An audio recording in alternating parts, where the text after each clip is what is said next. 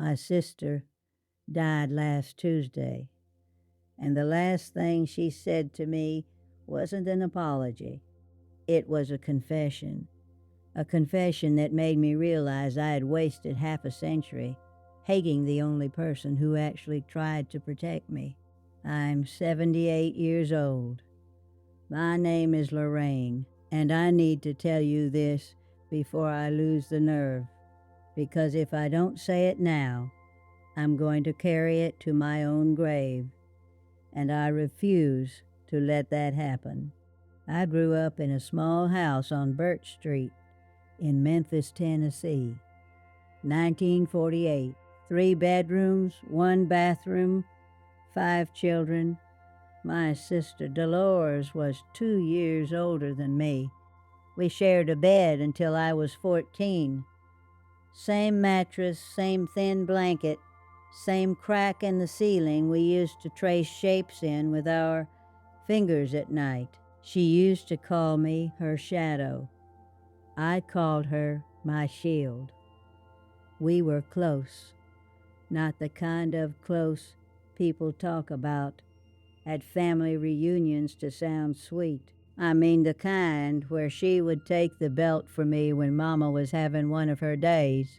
The kind where she stole cornbread from the kitchen and hid it under our pillow because she knew I didn't eat at school.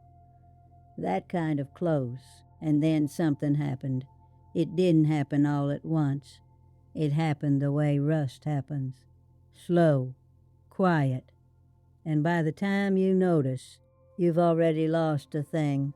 Our mother happened, now I know what some of you are thinking. Here she goes blaming her mama. And a year ago I would have thought the same thing. But I need you to listen to what I'm about to tell you, because this is the part that will change how you look at your own family. My mother was a hard woman. Beautiful. Immaculate house. Church every Sunday. Shoes polished, gloves pressed, smile wide enough to fool the whole congregation.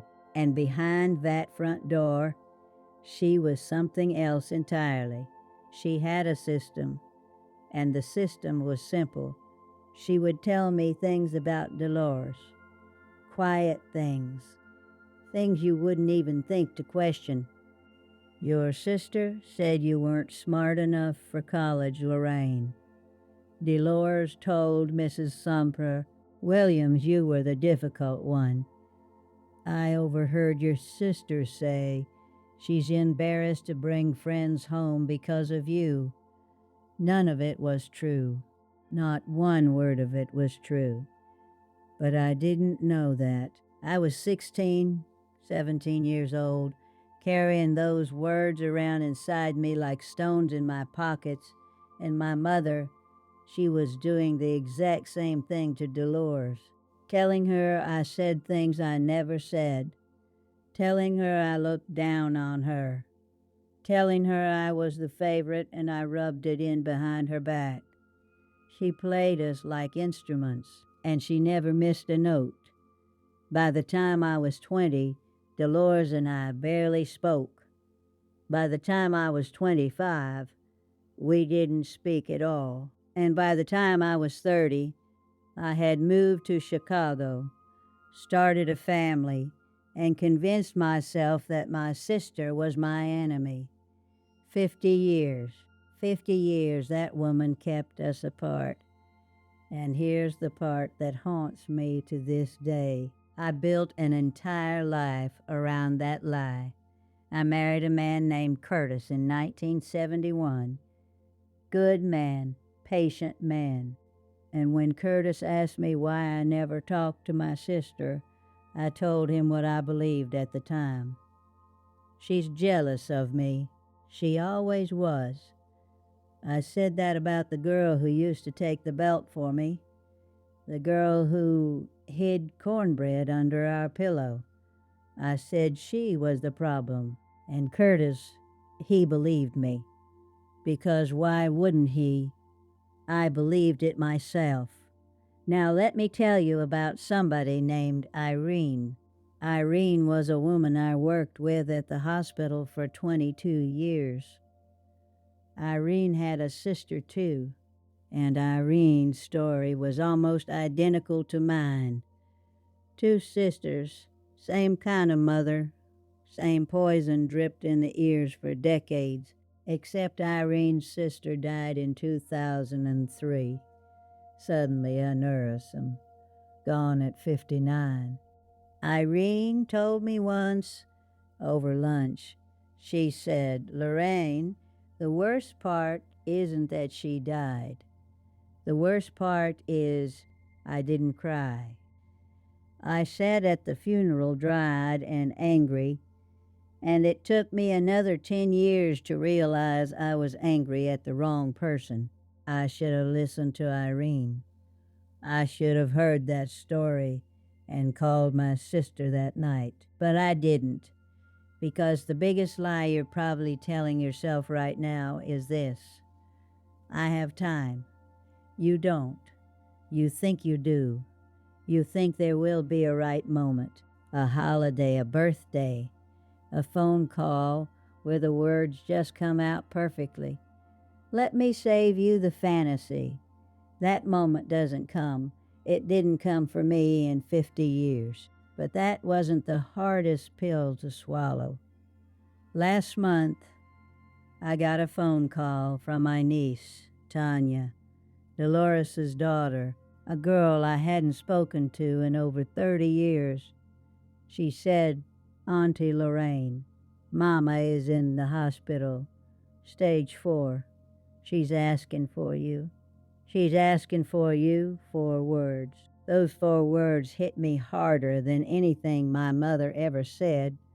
I drove from Chicago to Memphis in 9 hours.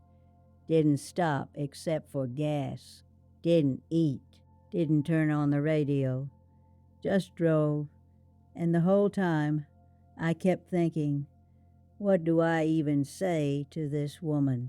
What do you say to someone you loved, then hated, then ignored for 5 decades? I walked into that hospital room 412.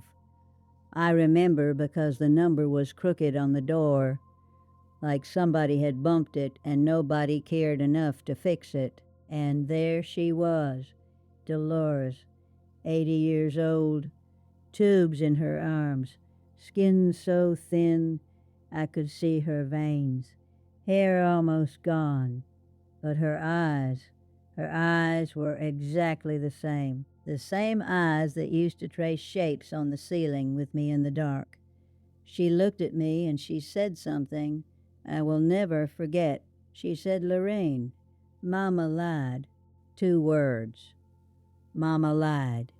And then she told me everything.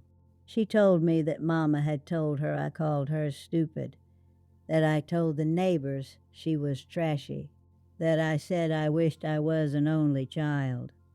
She told me she spent her whole life believing I hated her, that every Christmas I didn't call, every birthday I ignored, every year of silence, she took as proof that everything Mama said was true. She said, "I never said those things about you, Lorraine. Not once." And I spent my whole life just wanting my little sister back. I held her hand. Her fingers were cold, thin like twigs. And I cried so hard the nurse came in to check on us. 50 years. We lost 50 years because one woman couldn't stand the idea of her daughters being closer to each other than they were to her, because that's what it was, control. Mama needed to be the center, and the only way to stay the center was to make sure we never had each other. I know what you're saying inside your head right now. That won't happen to me. My family isn't like that. Let me ask you something. When is the last time you called your brother or your sister? Not texted. Not liked a photo on their little phone screen. Cal. Heard their voice. Asked them a real question and waited for a real answer, because here's what I learned at 78, sitting in a hospital room that smelled like bleach and plastic. Relationships don't die from dramatic explosions. They die from 1,000 small silences, a missed call you never returned, a holiday invitation you didn't send, a grudge you held so long you forgot what started it. That's how you lose people, not with a fight, with nothing. And then came the day I couldn't ignore it anymore. Dolores died 4 days after I got there. 4 days. That's all we got back. 4 days out of 50 years. And in those 4 days we laughed. We cried. She told me about her grandchildren. I told her about Curtis, about how he passed in 2019. We talked about Birch Street, about the cornbread, about the crack in the ceiling. On her last morning, she squeezed my hand and she said, "I'm glad you came. I'm glad you came. Not, I forgive you. Not, I'm sorry. Just, I'm glad you came." That was enough. And that was everything. Don't be Irene. Don't sit at somebody's funeral, dry-eyed and angry, and spend the next 10 years realizing you were angry at the wrong person. I still live in the same apartment Curtis and I shared. I still drink my coffee on the fire escape every morning, even in February. I still have the photograph Dolores gave me in that hospital room. A picture of us at Easter 1957. 2 little girls in white dresses squinting in the sun, holding hands. I look at it every single day. Some of you watching this right now, you have a Dolores in your life, a brother, a sister, a friend, someone you haven't spoken to in years because of something somebody else told you, something you never even verified. I'm not telling you to forgive everything. Some people don't deserve forgiveness. But I am telling you to find out the truth before the person who can give it to you is gone. Because the truth dies when they die. And then you're just sitting alone in a quiet apartment, looking at an old photograph, wondering what your life would have been if you had just picked up the phone. I'm tired now. I've said what I needed to say. Go call your sister, your brother, whoever it is you've been meaning to talk to. Don't text them, call them, and ask them one question. Did that really happen? Or did someone tell us a story? If this meant something to you, share it. Leave a comment.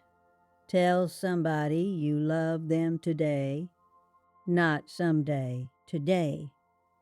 Because someday is a lie, and I'm 78 years old, and I'm living proof that someday never comes